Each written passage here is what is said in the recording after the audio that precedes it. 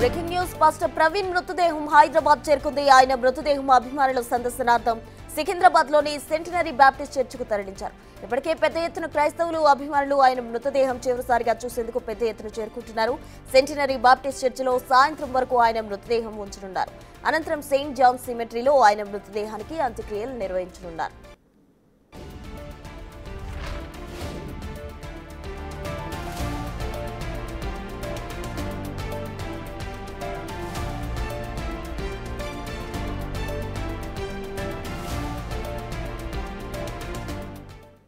Pastor Praveen ఆయన మృతదేహం హైదరాబాద్ కు చేరుకుంది. అయితే మరి కాసేపట్లో ఆయనకు హైదరాబాద్ లోని సెంటినర్ బాప్టిస్ట్ చర్చికు ఆయన్ను తరలించనున్నారు. అక్కడ అభిమానుల సందర్శనార్థం ఆయన అక్కడ మృతదేహాన్ని అక్కడ ఉంచనున్నారు. దీనికి సంబంధించి పూర్తి వివరాలు మా ప్రతినిధి సాగర్ లైవ్ లో అందిస్తారు. సాగర్, చెప్పండి. అయితే మరి కాసేపట్లో కూడా ఆయనను అధికారుల సందర్శనార్థం అలాగే అభిమానుల సందర్శనార్థం సెంటినరీ బాప్టిస్ట్ కు తరలించే అవకాశం కనిపిస్తుంది. అటు అంత్యక్రియలకు సంబంధించిన డీటెయిల్స్ కూడా చెప్పండి.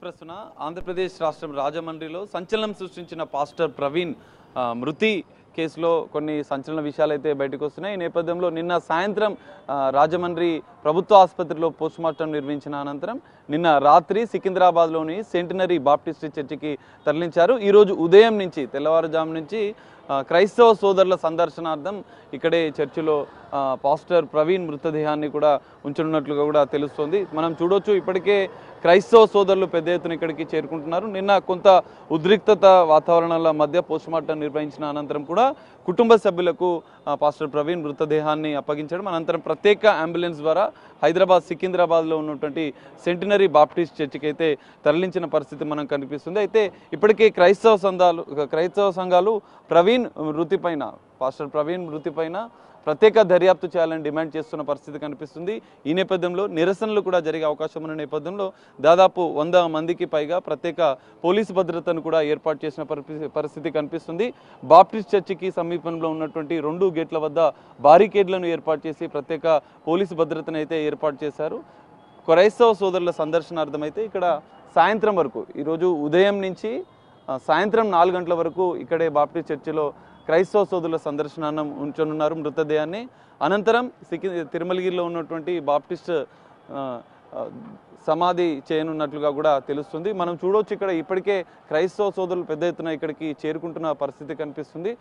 మనం చూడొచ్చు, నిన్న జరిగినటువంటి పరిణామాల నేపథ్యంలో క్రైస్తవ సంఘాలు ఇటు పాస్టర్లు కూడా పెద్ద ఎత్తున తమ మృతిపైన అనుమానాలను వ్యక్తం చేసిన నేపథ్యంలో ఇప్పటికే దర్యాప్తు చేయాలని చెప్పి వాళ్ళు డిమాండ్ చేస్తున్న నేపథ్యంలో ఇక్కడికి కూడా క్రైస్తవ సోదరులు పెద్ద ఎత్తున క్రైస్తవ సంఘాలు కూడా వస్తున్న పరిస్థితి కూడా మనకు కనిపిస్తుంది. వారి కుటుంబ సభ్యులు నేరేడ్మెట్లో ఉన్నటువంటి నివాసం వద్ద కూడా వారి కుటుంబ సభ్యులు చేరుకున్నారు. మరికొద్ది సేపట్లో సికింద్రాబాద్కు కూడా చేరుకున్నట్లు కూడా తెలుస్తుంది. మనం ఒక్కసారి మాట్లాడించే ప్రయత్నం చేద్దాం.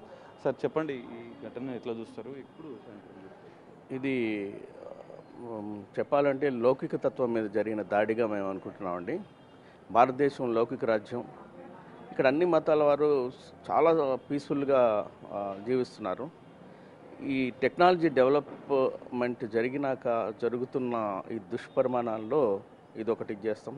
ప్రవీణ్ పగడాల గారు ఆయన ఎప్పుడు కేవలం క్రిస్టియానిటీకి సపోర్ట్ ఇచ్చిన వ్యక్తి కాదు. అతను క్రిస్టియన్ బిలీవర్, ప్రీచర్, పాస్టర్. ఆ డిబేట్స్ చేస్తూ వస్తూ ఆయన మానవత్వం గురించి బోధించే వ్యక్తి. అతని లైఫ్ స్టోరీని కానీ మీరు తీసుకుంటే అతను ఒక మాదిరికరమైన లైఫ్ని చూపించాడు ముందుకి. ప్రపంచంలో రాబోయే జనరేషన్కి ఆయన ఒక మాదిరికరమైన జీవితాన్ని చూపించాడు. 100 మంది ఆయన ఆఫీసులో పనిచేస్తే 100 మంది ఒకే లంచ్ తినాలి. 100 మందికి కూడా ఒక రకమైన ఇన్సూరెన్స్ పాలసీనే ఉంటుంది. 14 మంది పిల్లలండి ఆయనకి. ఇద్దరు బయలాజికల్గా చిల్డ్రన్, 2 గర్ల్స్ ఉంటే 14 మంది అదే ఇంట్లో ఉంటారు. అంటే మానవత్వాన్ని ప్రత్యక్షంగా చూపించాడు ఆయన. అలాంటి మనిషిని ఈ విధంగా చంపటం ఇంకా మనం కన్క్లూజన్కి రాలేకపోతున్నాం. కానీ ఇది మాత్రం నిజంగా దీన్ని అందరూ ఖండించాల్సిన విషయం. ఒక క్రైస్తవులే కాదు, క్రైస్తవేతరులు, హిందువులు, ముస్లిమ్స్, మనిషి అన్నవాడు దీన్ని ఖండించాలండి. ఈ విధంగా మేము భావిస్తున్నాం. Thank you. చూస్తున్నాం మనిషి అన్న వాళ్ళు ఖచ్చితంగా ఈ ఘటనను ఖండించాల్సిన అవసరం ఉంది. మానవత్వం, మతాలకు సంబంధం లేకుండా మానవత్వం కోసం బోధించిన వ్యక్తి ప్రవీణ్ పగడాల అని చెప్తున్న పరిస్థితి కనిపిస్తుంది. మనం చూడొచ్చు, ఇక్కడ బాప్టిస్ట్ చర్చికి కొద్దిసేపటి క్రితమే మృతదేహం వచ్చిన నేపథ్యంలో ఏర్పాట్లు చేస్తున్నారు. క్రైస్తవ సోదరుల సందర్శనార్థం కూడా పెద్ద ఎత్తున ఏర్పాట్లు చేస్తున్నట్లుగా కూడా తెలుస్తుంది. క్రైస్తవులు కూడా పెద్ద ఎత్తున ఇప్పటికే తరలి వస్తున్నారు. మరి సికింద్రాబాద్ బాప్టిస్ట్ చర్చిలో ఈరోజు ఉదయం నుంచి సాయంత్రం 4 గంటల వరకు కూడా ఇక్కడ సందర్శనార్థం భౌతిక కాయాన్ని పెట్టనున్నారు. అనంతరం సికింద్రాబాద్ ఇటు తిరుమలగిరిలో ఉన్నటువంటి సమాధికి సాయంత్రం 4 గంటల అనంతరం తరలించే అవకాశం అయితే కనిపిస్తుంది. కొంతమంది క్రైస్తవ పెద్దలు కూడా ఇక్కడికి చేరుకుంటున్నారు.